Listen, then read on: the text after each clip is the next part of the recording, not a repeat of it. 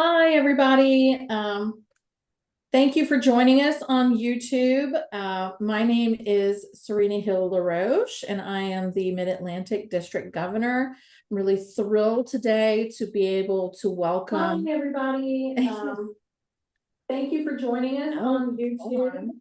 My name is Serena Hill LaRoche, and you just heard everything that I just said. I wanted to welcome our guest presenter today, Ariana Wyatt from Virginia Tech. Ariana has, I've known her for a little while now, and she's a beautiful singer and a wonderful teacher. So I know that we are in for a treat today. I want to tell you a little bit about her. She is a wonderful singer, as I have mentioned before. She has been in several productions with Gotham Chamber Opera, Opera on the James, Opera Omaha, Opera Roanoke, Glimmerglass Opera, Florida Grand, Opera, Santa Fe Opera, and has had some recordings to her credit as well. I know we're going to learn a lot about bel canto and the masters from the past and what they can teach us. So at this moment, I'm going to turn us over to Ariana. Ariana? Welcome. Thank you so much for your time, for choosing to be here today. And thank you so much to Serena and all of the NATS officers for their tireless service. I know that this is an extremely labor-intensive labor of love, and I want you to know that we all appreciate your time. As soon as you stop sharing your screen, Serena, I think I can share mine. And we can get going.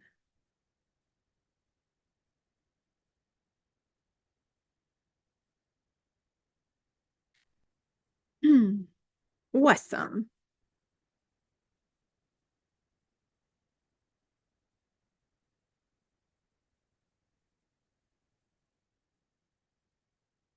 So I'm not sure about you, but I'm pretty sure that I'm not alone in saying that when I started my teaching career, and especially as a graduate assistant, I really had no idea what I was doing. I had had great instruction and knew how to sing, but my pedagogy class was woefully inadequate. As a result, I have spent much of my academic career reading pedagogy books and developing my own method for instruction. I have leaned heavily on the methodologies of the bel canto masters and wanted to share their wisdom and how I've applied it to 21st century teaching. So, what is method? The dictionary tells us that method is a particular form of procedure for accomplishing or approaching something, especially a systematic or established one. In this context, method is not intended to define a premise for vocal production, but rather a method for the acquisition of skill. As Frank Botum clearly articulates in Modern Singing Methods, Their Use and Abuse, method means the way in which a thing is done. It is a means to an end, not the end itself. It is important to state that there is no one method for teaching singing. Each student is a unique puzzle with their own special gifts and challenges, and their instruction should be tailored as such. Decidedly, there should not be a centralized method for vocal instruction, but each teacher should instead create their own method using the large variety of resources available to us in the 21st century. Methods of skill acquisition apply and benefit all. In designing a method, a teacher takes the time to articulate how they will teach vocal production. This process makes them a better teacher because it clarifies process and progression. These are essential to good instruction.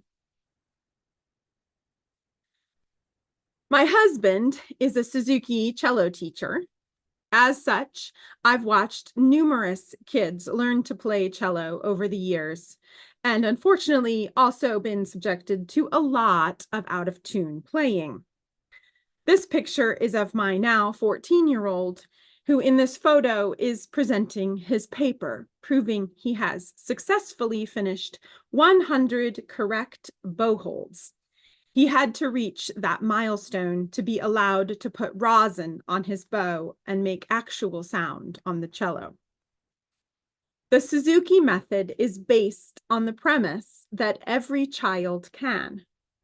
Gradually advancing repertoire builds skill through small, achievable building blocks, and song by song, a child learns to play the cello.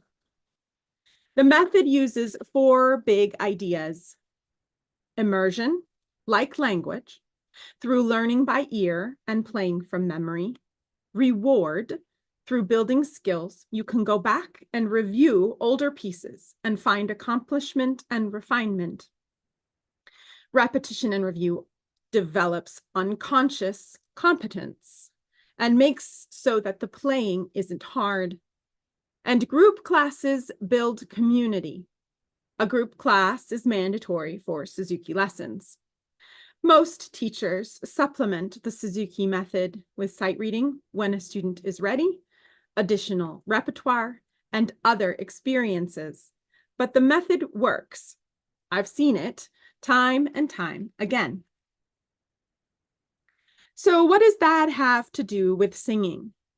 When we look back at the bel canto masters, we see that they also prescribed to a method, and their method also worked and continues to work to this day. Beginning with the great Neapolitan teacher and composer Nicola Porpora, the bel canto method stressed one thing at a time. While Porpora did not leave any writings, his student Domenica Cori articulated this clearly in his publication, The Singer's Preceptor. We continue to see this theme through the writings of all bel canto pedagogues. Some, like Garcia, indicated this through progressively difficult exercises.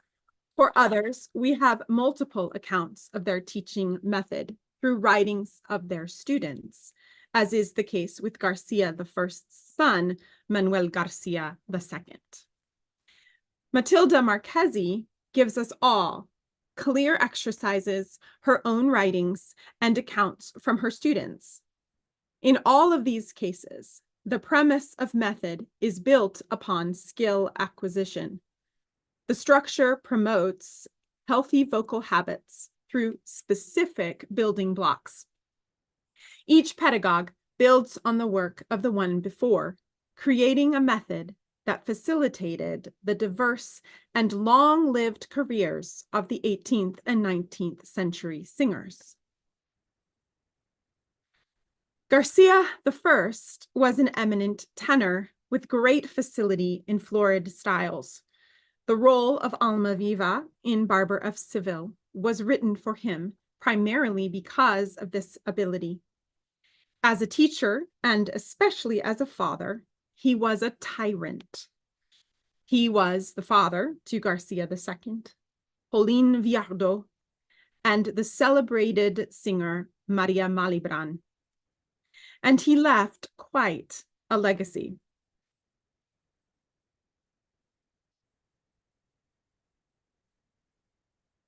Sometime between 1819 and 1822, Garcia published Exercises pour la voix. This publication was the basis of his rigid and thorough method through which he trained his students, including his children.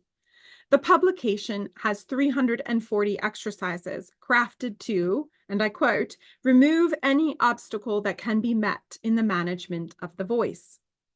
He intentionally wrote very little prose in this book explaining his technique as he asserted a master teacher would explain that through a course of study.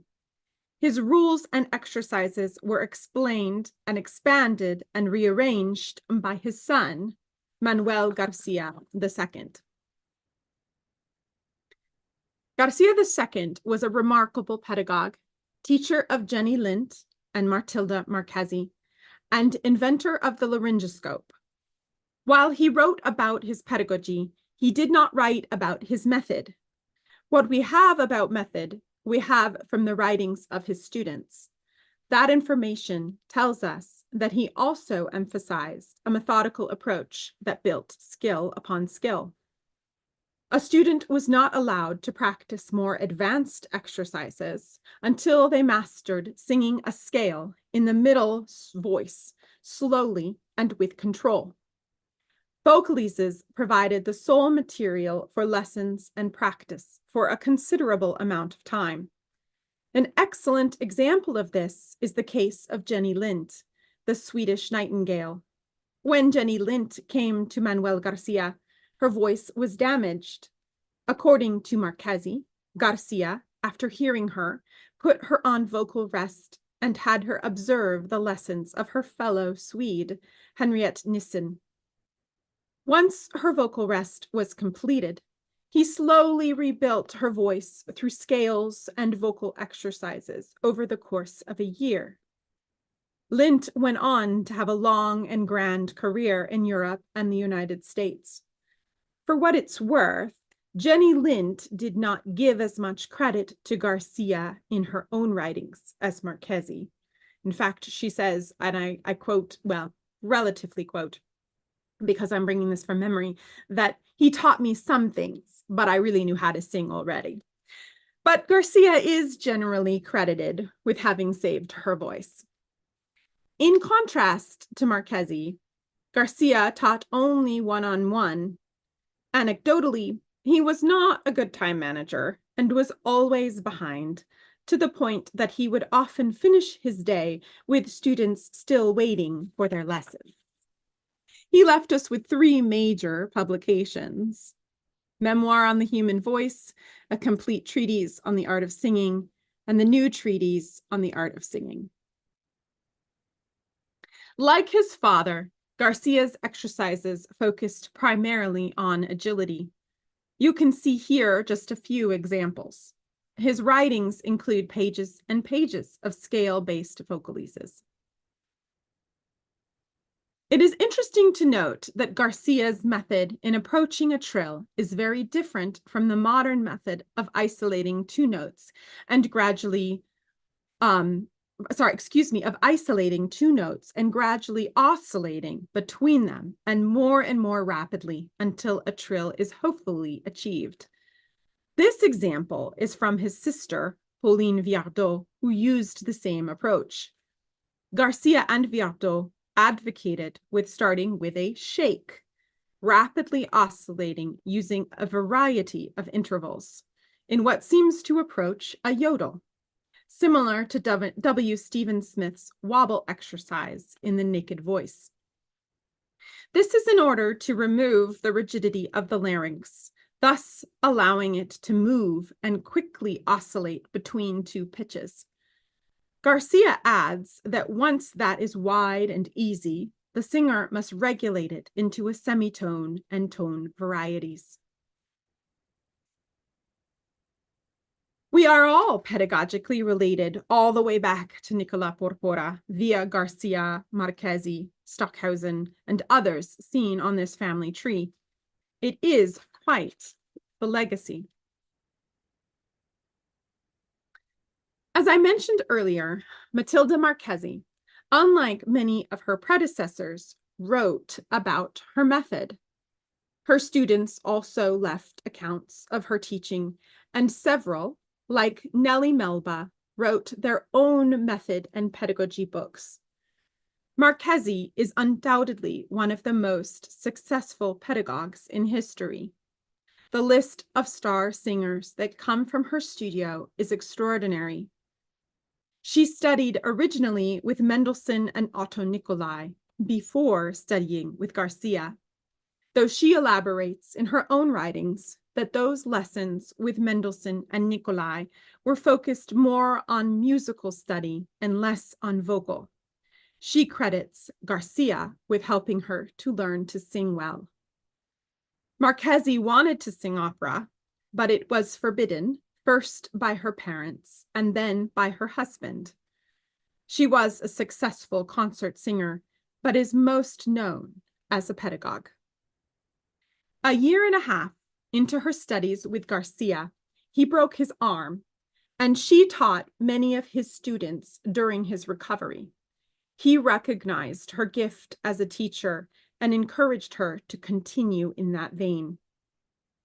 After meeting her husband, Salvatore Marchesi, she taught in Vienna and Paris. She exclusively taught women, and she leaves us many publications. Some of the most interesting ones to read are actually the interviews in the Ladies' Home Journal. And they delve more significantly into her method and why and how she chose to do the things the way that she did.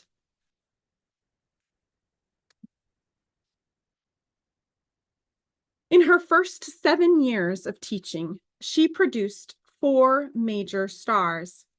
Here you can see her pedagogical lineage, which is quite substantial. You may notice some very well-known names in this list, including Meryl Streep, Beverly Sills, Kiri Takanawa, Sandra Ravanovsky, Danielle Denise, and I could continue to read them, but it's unnecessary. Like the Garcias, her vocalises consisted of hundreds of exercises, beginning simply and gradually increasing in difficulty. Additional volumes of vocalises included songs without words, like these, and eventually songs with simple text to bridge into repertoire. Everything about her method was step by step. That brings us to the point for today. What was this method, and how can we apply it now? The first and most basic tenet was that skill takes time. And what of the time that people now measure off, as with a yardstick, in planning a course of study? That is the question.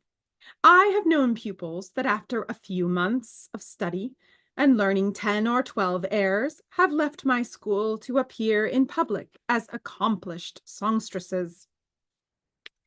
Each bel canto teacher required their students to commit to a period of study, usually around 2 to 4 years.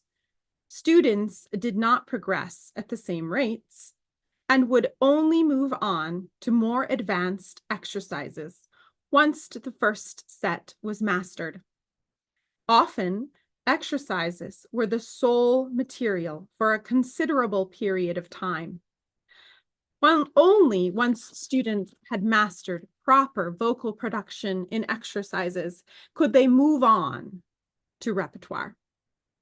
For Garcia II, once a student could sing a scale in the middle of the vocal range slowly and with control, they were ready for more advanced exercises.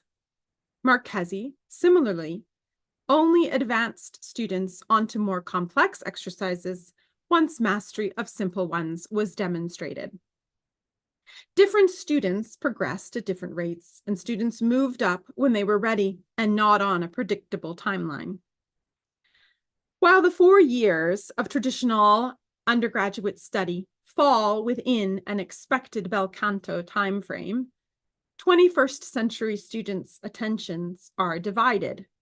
I have double majors, students playing catch-up with musical skills they should have already possessed, and students working jobs to pay for college. As a result, they progress at different rates. When I have changed the semester repertoire requirement for students, I have found they can focus more on technical acquisition and they progress faster. Assessment is critical, of course, but it can be adjusted to fit the needs of the students. In the first year of study, we can substitute vocalization exercises for repertoire on a jury. Demonstration of technical proficiency is, in actuality, more indicative of growth than learning and memorizing a song, but singing it without skill. I prefer to place the voice myself from the very first note, provided the pupil is a good musician, that is, can read music at sight, play the piano tolerably well, and is a master of at least one language, French, Italian, or German. Now, of course, wouldn't we all be lucky if our students came to us like that? I'm not sure I'd be ready to study with Marchesi with my feeble piano skills.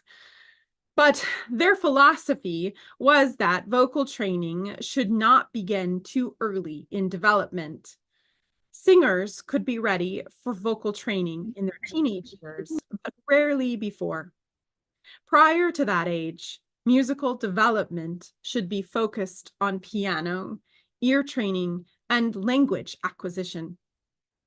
Unfortunately, our culture loves child stars. Many of our students come in with bad habits that stem from improper instruction too early in their development.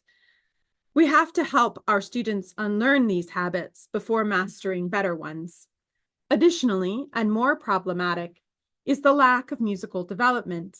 Our students are often behind on basic musical skills when they enter college and have to play significant catch-up. We need to continue to stress to prospective students and aspiring singers that their musical skills are more important than their vocal skills in early development, as well as help our students gain the skills they need to be successful musicians. I'm not indicating here that younger teens and children do not benefit from lessons. They do. I had lessons from when I was about 9 years old. The key, I think, is to focus on musical skills and developing healthy singing habits and not on technique. Ideally, those students are taking piano lessons or piano is part of the lesson structure.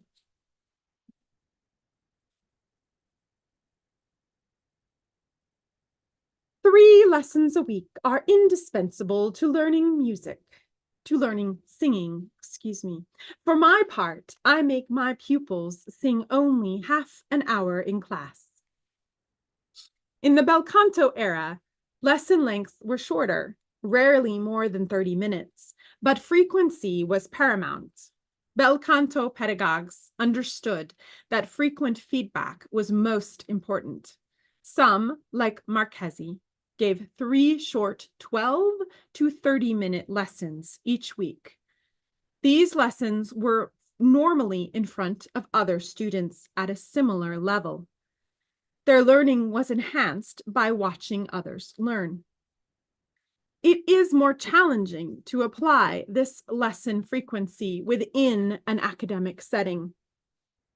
Our students and our schedules are packed, and it is easier to schedule one lesson a week rather than several. We cannot ask our students to wait outside our doors each day for their turn, as Garcia II famously did with his students.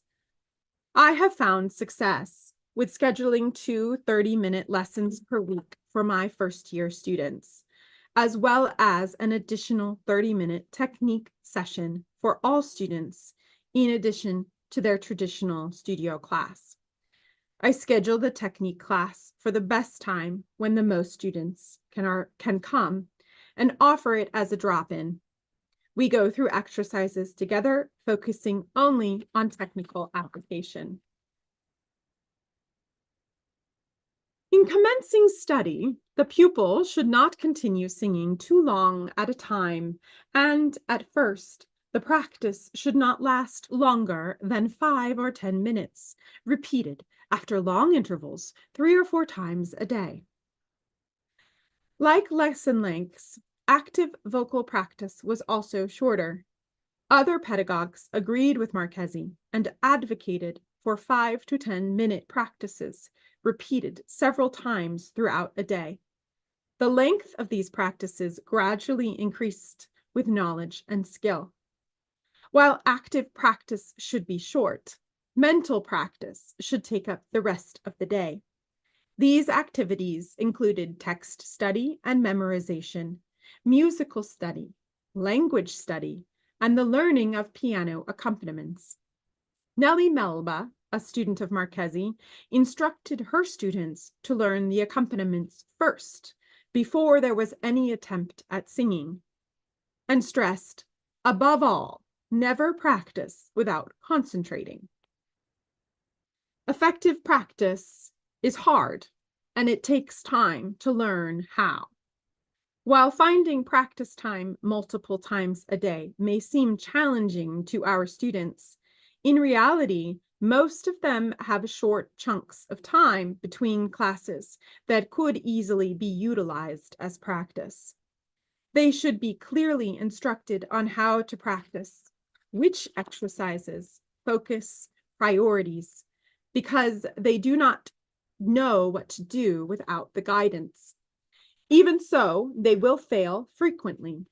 It can be very helpful for them to record their practice for review by both the teacher and the student.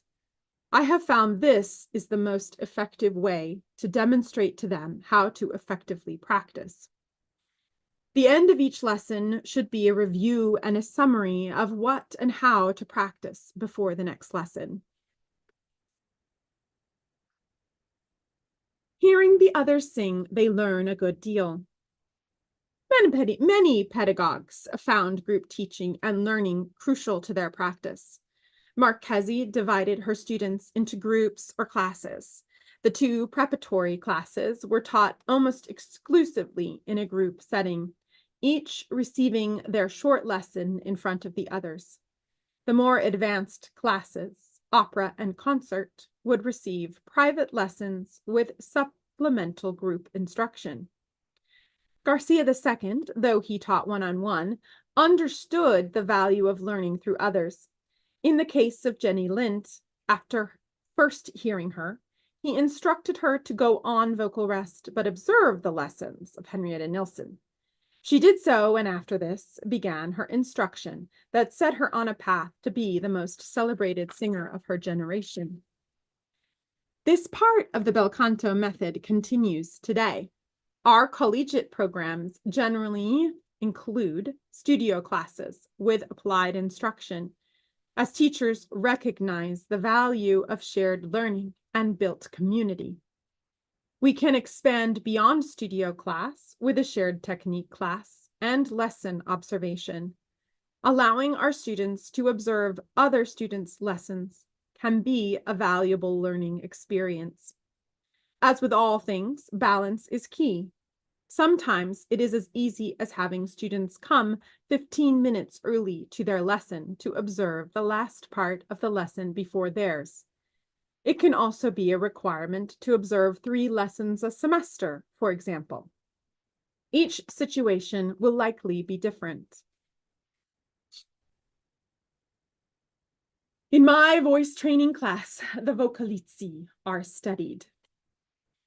Vocal exercises were the means by which students learned vocal technique. While pedagogues had their own order for exercises, they all started simply and gradually increased in complexity and difficulty. Vocalises were the sole material for vocal study for a considerable period of time. Many, notably Garcia II and Marchesi, would not allow students to move on to the next exercise until the first was mastered. This rigidity was based on the fundamental philosophy that one should tackle one singing obstacle at a time. In his treatise, The Art of Singing, Garcia includes exercises on vocalization, which start in the chest voice on sustained notes and gradually increase in difficulty and complexity.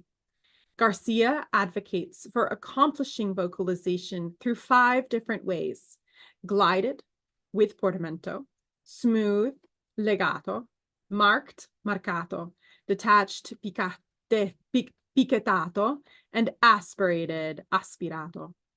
In this way, he includes valuable methods of musical articulation that will not only serve to instruct vocal development, but also provide the singer with the technical facility necessary to negotiate the demanding vocal writing of the romantic opera composers.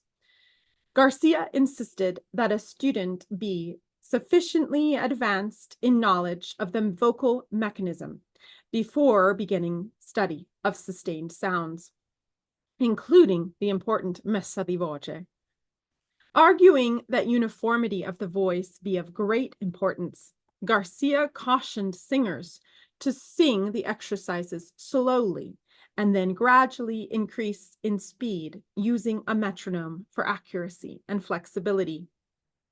Scales formed the bulk of these exercises, as agility was the primary way to train the voice in timbre, dynamic flexibility, breath control, vocal elasticity, and longevity. They also serve to prepare the singer for the standard ornaments and stylistic needs of bel canto opera. The first exercises, however, centered in the lower, middle, and chest range, as we just talked about with Garcia, and focused on connecting the chest to the head voice. The significance of agility training is evidenced by the vast amount of exercises written and included in the singing treatises of the great 19th century pedagogues, Garcias, Marchesi, Stockhausen, and Lamperti. For these pedagogues, agility was the way to train the voice. Garcia II insisted that exercises focused on agility are the only ones that will equalize the instrument of the voice. The efficacy of this training and practice is clearly evidenced in the recordings of the great coloraturas. One need only listen to the coloratura and trill precision of Galli Curci, Adelina Patti, and Nellie Melba to see how well this kind of training worked. Modern teachers also follow this example. I do think there can be a disconnect between warming up and vocalizing. Many of my first-year students tell me they warmed up and then sang their voice lessons in high school. Teachers should explain the purpose of vocalization, not to warm up, as that should be done before they come to their lesson. Vocalization is the process by which we learn technique. The student should understand the intention behind every exercise they learn. When they understand, they can more easily apply those techniques in their repertoire. Let's look at this scale. Why do we practice the scale?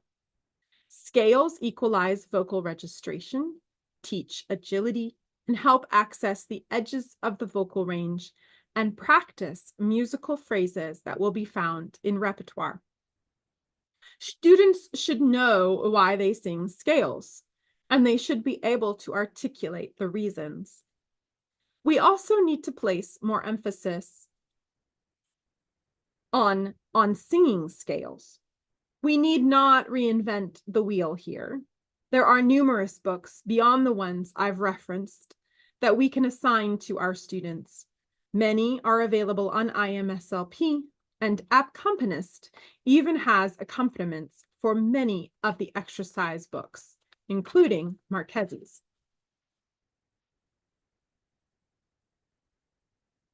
In order to obtain a speedy and satisfactory result, pupils should never be burdened with more than one difficulty at a time. They should be assisted in overcoming obstacles by having them presented in a natural and progressive order. As indicated by the strategic makeup of Vocalese order, a step-by-step approach was central to the bel canto method.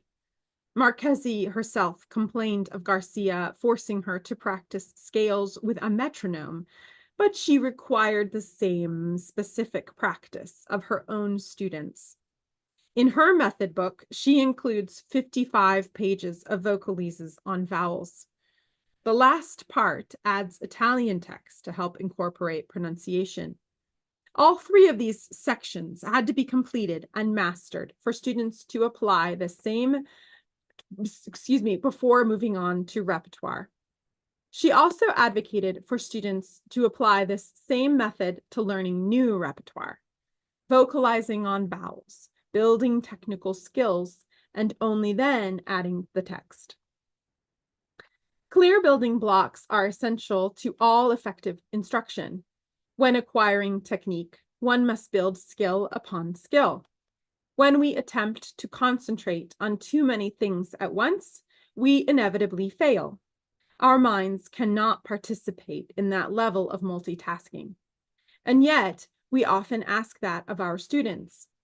Here again, we need to evaluate the path of each student. What do they need to master before moving on to the next skill?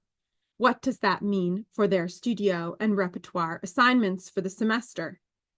Is there a way to objectively assess their progress without necessarily checking the same number of song boxes? Yes. A student can substitute vocal exercises for some repertoire in their jury. In addition to demonstrating the exercise on their jury, the student should be able to articulate why they are doing it and how they have gained the requisite skill over the semester. These assessment goals should be discussed early in the semester, with teacher and student agreeing on the best path forward for vocal growth.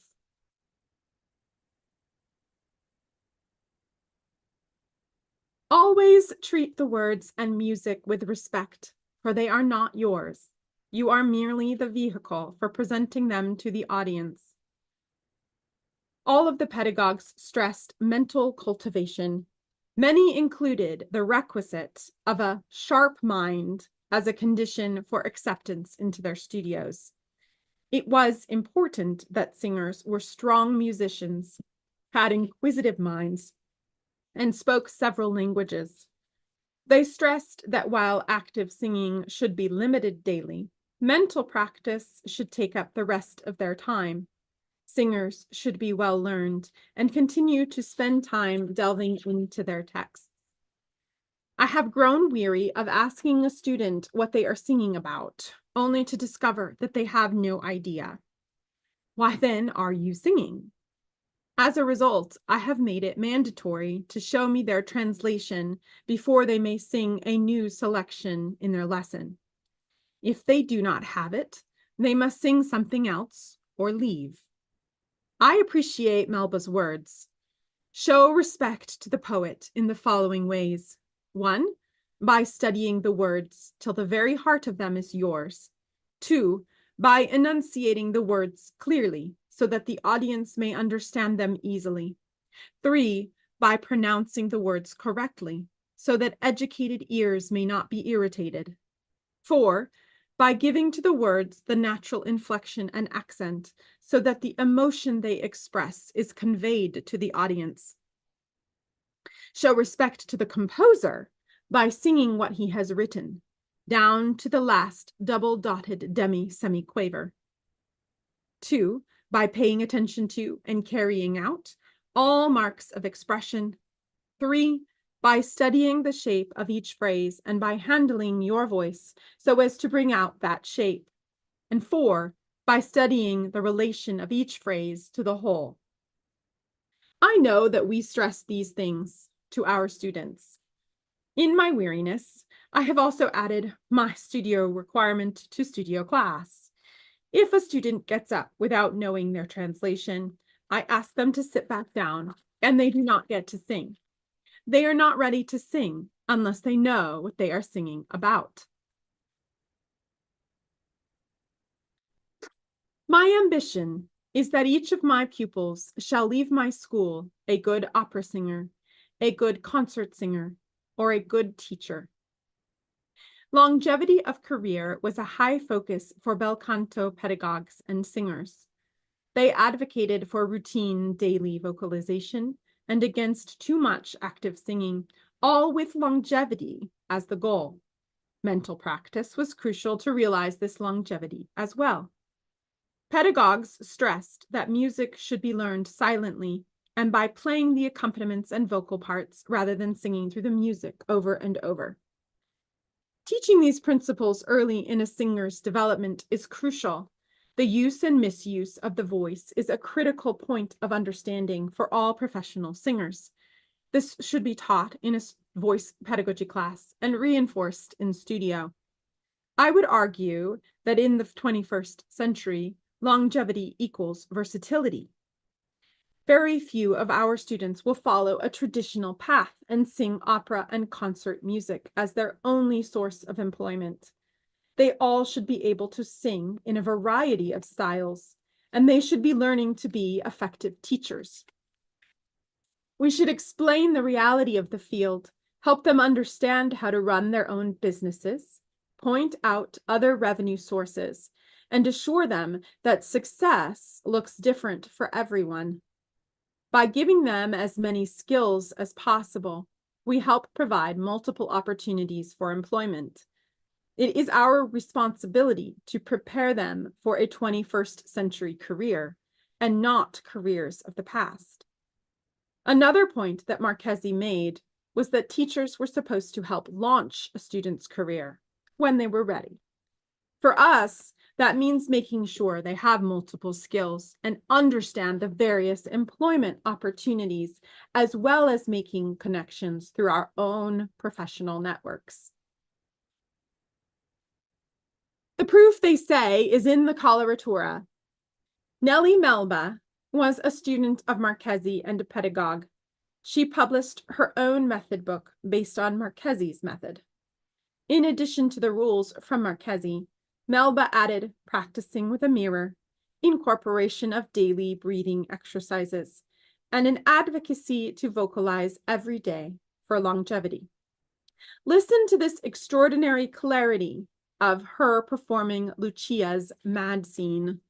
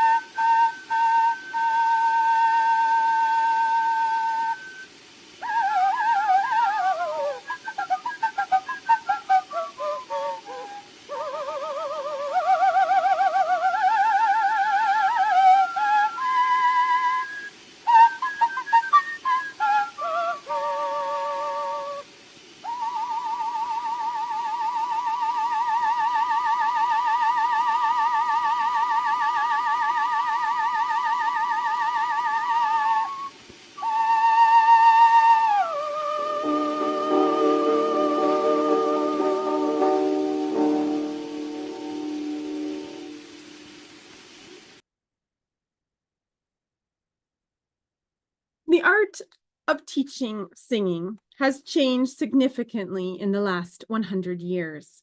Many of the reasons are societal. American opera houses are larger, orchestras are louder, pitch is higher, vocal aesthetic has changed, and there is a lot greater emphasis on the visual aspect of opera. These changes have altered how singers learn to sing. We also have a cultural fascination with the prodigy, young, promising voices, often forcing them into the spotlight before their technique is established. While none of this is inherently bad, and much of it has developed from larger cultural and societal changes, It has changed the way we teach voice. Promising singers of the past would live with their teachers, immersing in group lessons, opera class, language and diction, and daily brief voice lessons. Our society does not allow for this model. While we cannot follow this in the 21st century, we can use a method to more efficiently teach our students. I would add that I believe we need to continue to work towards accessibility. Students will come into school with less musical skills than is ideal. We do need to work to help these students gain the musical skills they need to be successful.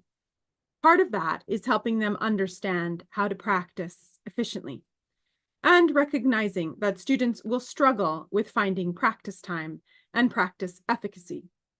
The clearer we can be with them, the better.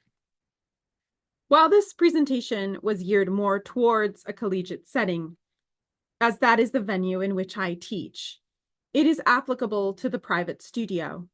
The private studio has more flexibility and can offer these students these opportunities without the constraints of structured assessment.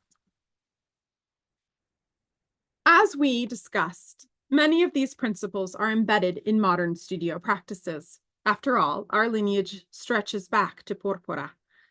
Nearly every studio uses many of the above points in their teaching practices in one way or another.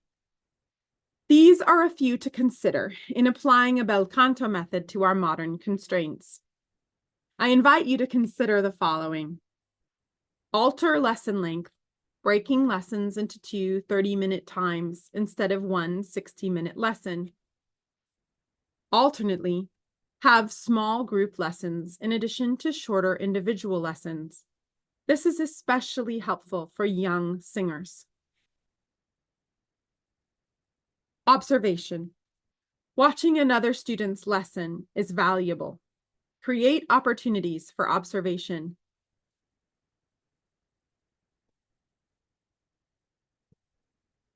Clear practice structure. Practice is more than singing and should be structured as such. Time should be allocated for learning accompaniments, writing in IPA and translations, and memorizing text. Help them understand how to structure their practice and why it is important. Listening assignments. Our students do not listen enough to good singers. They listen to learn and memorize music, but not to observe technical prowess, clarity of sound, and artistic expression. Assign not only modern singers, but the singers of the bel canto era as well. Prescription vocalises.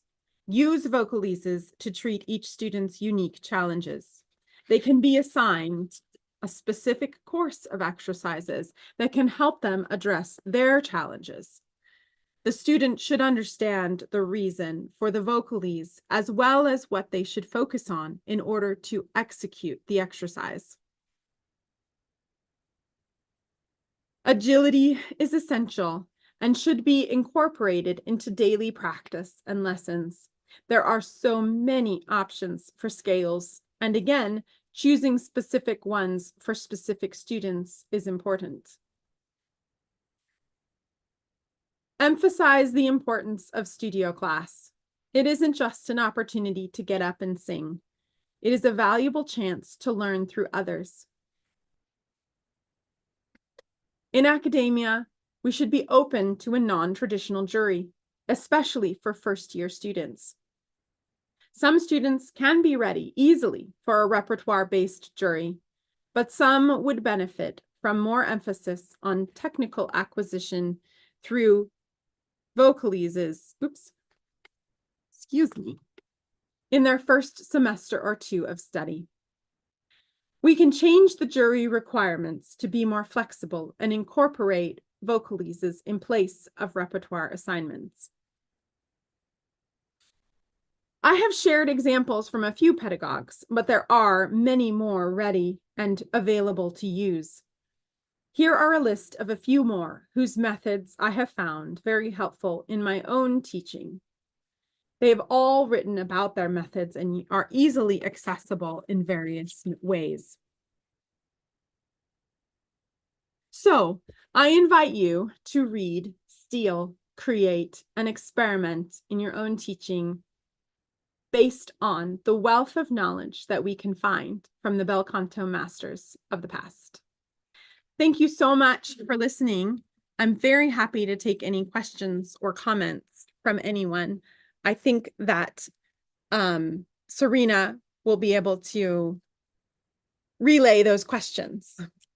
Yes, thank you, Ariana. This is just fascinating, and I've enjoyed every single moment. We do have a couple of questions that have come in the chat. The first one was, which method book do you prefer as a singer? I really do like Marquez's method book. It's gigantic. So using it in its entirety is a little bit overwhelming. So I do like to pick and choose certain things. For more advanced, especially students that need more work in coloratura and in agility, her books are really extraordinary, as are Garcia II's vocalese exercises as well, because there's just an enormous amount of scale exercises. There'll be major ones and minor ones and harmonic. I mean, any version that you want to find of a scale, you can find. I don't think that I use one exclusively. I've used all of them, maybe not all of them, but I've used bits and pieces from very many of them. So I would say I don't have a specific favorite, so to speak, on that. But I like to steal from all of them. How many vocalises from would you assign a student at a given time? So I generally don't assign very many at a time. I probably give, especially my first year students, only 10, generally speaking.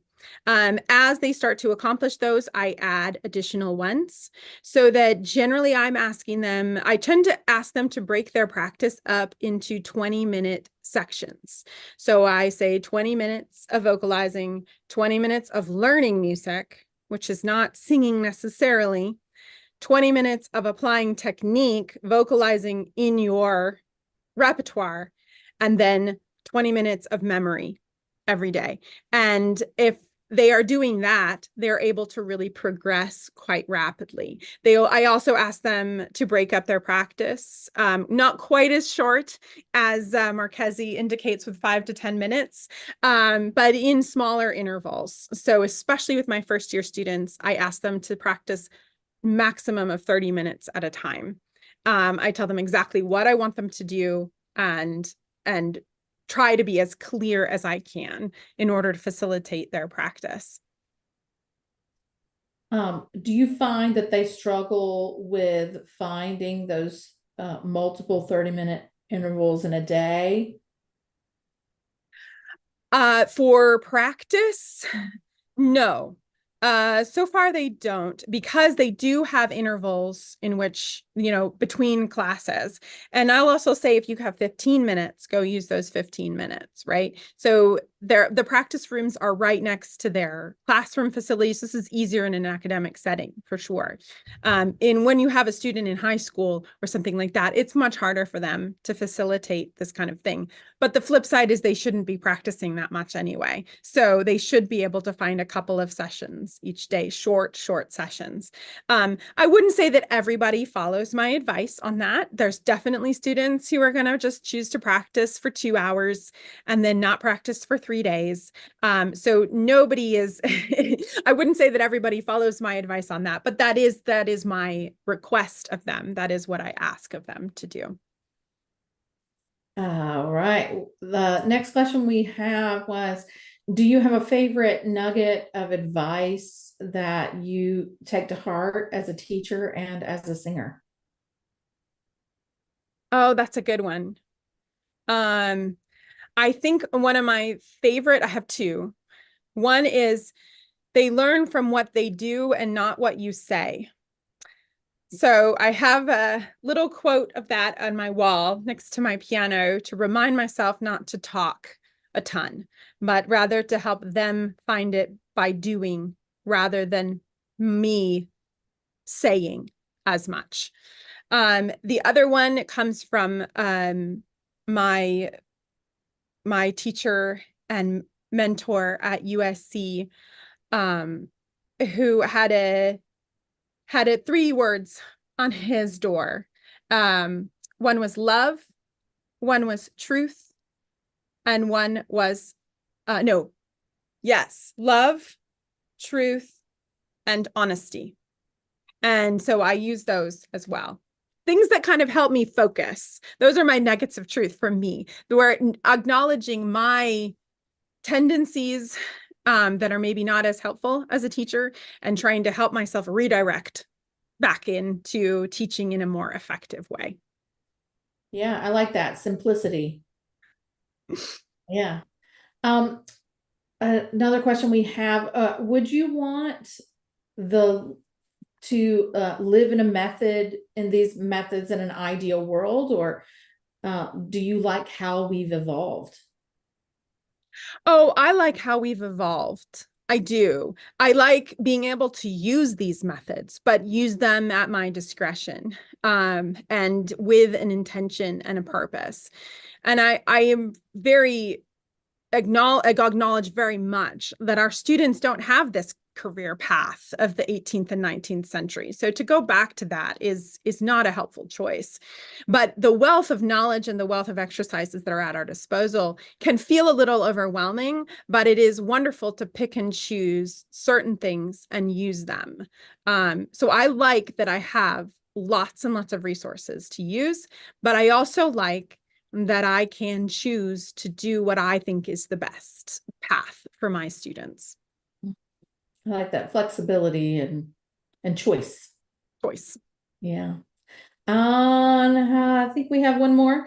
Is there a text or other resource that you would recommend for students who are interested in finding more listening opportunities, to listening to a variety of singers and not just who is the popular classical singer of the day? Yeah, so YouTube is an amazing resource for this. They have all sorts of old recordings on there. There's some really excellent articles actually written by shoot, I'm gonna forget his name. Let me grab it. I have it in another binder.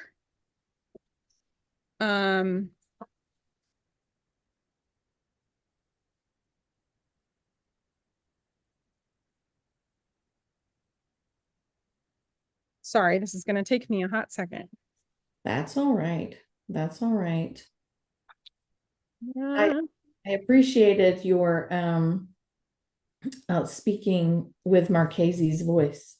Yeah, I thought I was doing that unconsciously. I was like, I hope people don't think I'm like mocking her because I'm super. No, I thought it was I great. imagine her speaking like that, you know. John, Bill Crutchfield is who I would recommend. Yeah, he has written a ton of exercise I keep saying the word exercises. I've said it 450 times today, but he's written a ton of articles, especially on Verdian singing and singers that sang for Verdi, and have been recorded.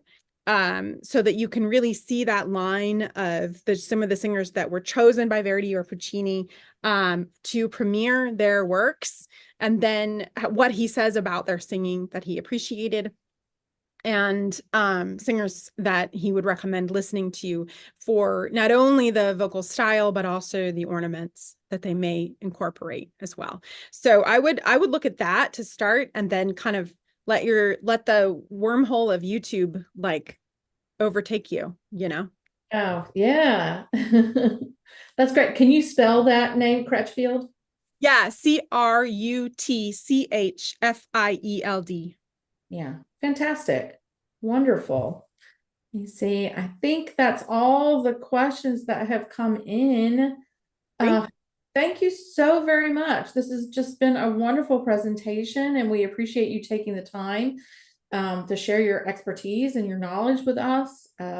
Yes, thank you so much. And thank you to everyone who attended today and who might stop in and view the recording later. Thank you so much. Thank you for having me, and thank you for taking the time to listen. I wish everybody a really happy rest of St. Patrick's Day and rest of judging and all of that. Thank you. Thanks.